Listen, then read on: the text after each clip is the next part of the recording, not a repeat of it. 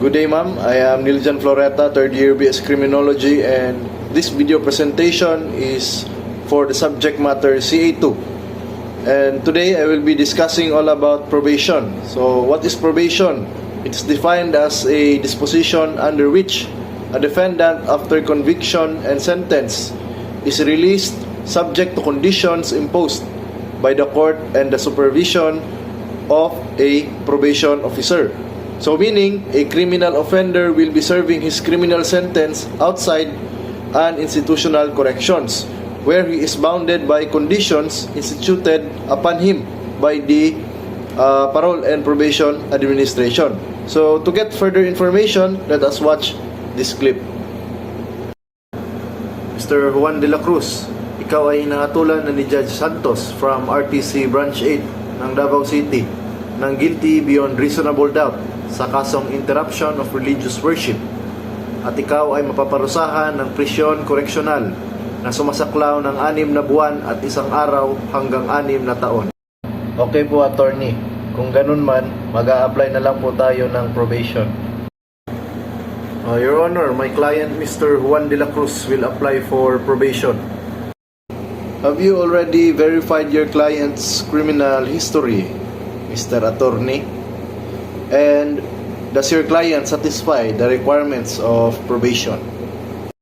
So the video clip that you have seen is a reenactment of criminal offender appealing for probation, and as you can see, the attorney explains why his client Mr. Juan de la Cruz is qualified for probation, because he is a first-time offender and the duration of his sentence is not more than 6 years.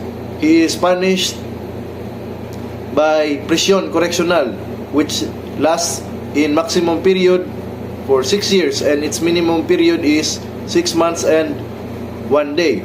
And shortly after the video, his attorney will submit the motion to the court, and a post-sentence investigation will begin to verify whether the offender is qualified to apply for probation. So once again, they will verify the background of the criminal offender. And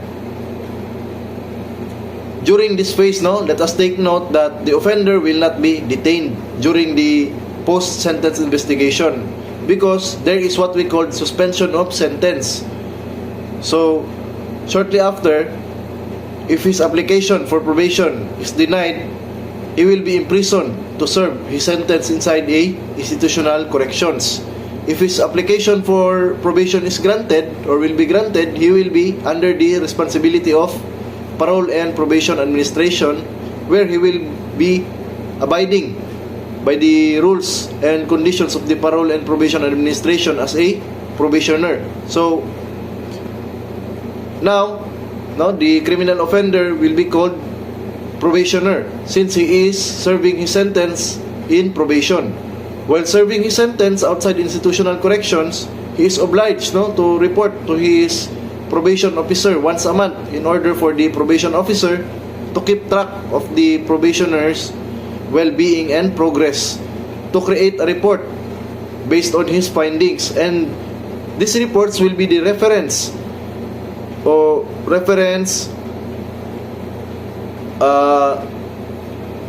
whether the probationer shall continue his probation or serve his sentence inside the institution.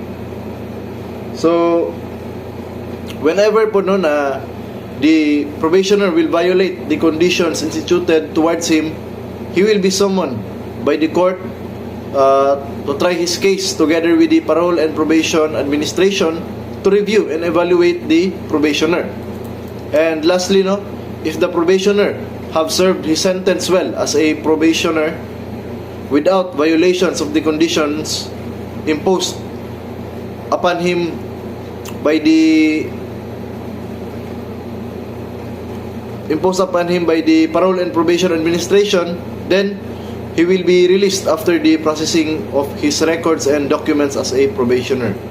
So that's all. Thank you, and God bless po, ma'am.